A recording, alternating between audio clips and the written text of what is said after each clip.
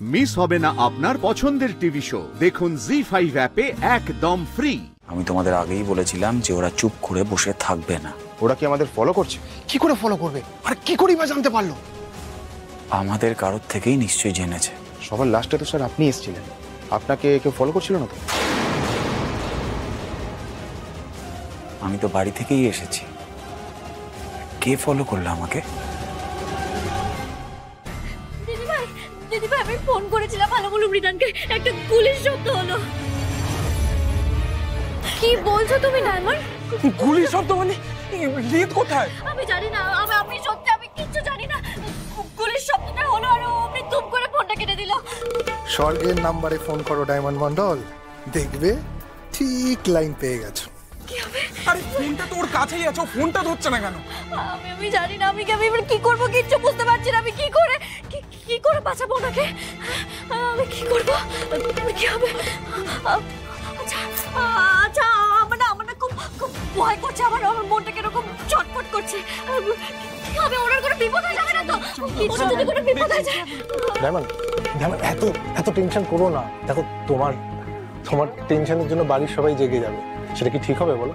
আর তুমি এত টেনশন করছো কেন আমি বুঝতে পারছি না। কি আর হবে শালা বাবু, তোমার নিজের স্মৃতি সিঁদুরের উপর জোর নেই নাকি? হ্যাঁ,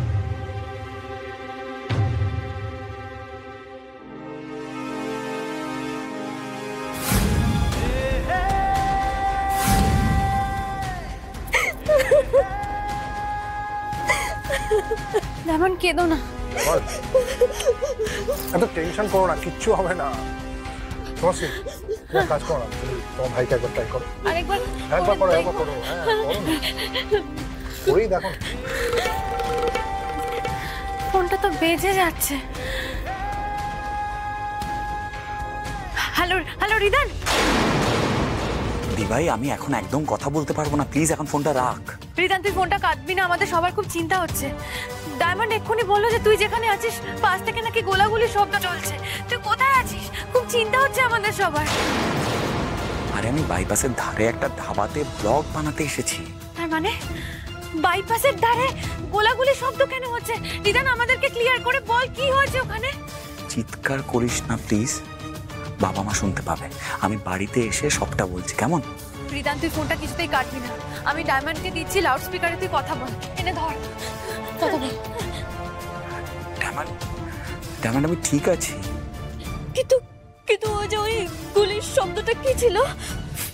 না ওটা গুলির শব্দ ছিল না, ওটা কামানের শব্দ ছিল।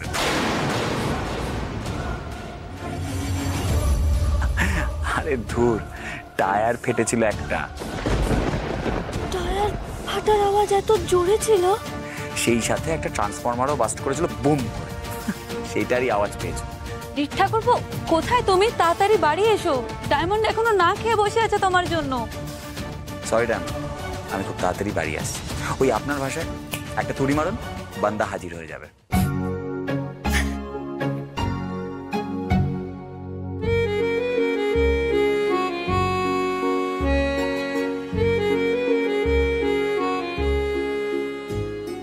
তোমাদের হাসি শুনে আমার গা জ্বলছে রিদান। গুলি যদি চললো তাহলে তুমি বেঁচে গেলে কি করে? জি5 ডাউনলোড করুন আর সব এপিসোড দেখুন একদম ফ্রি।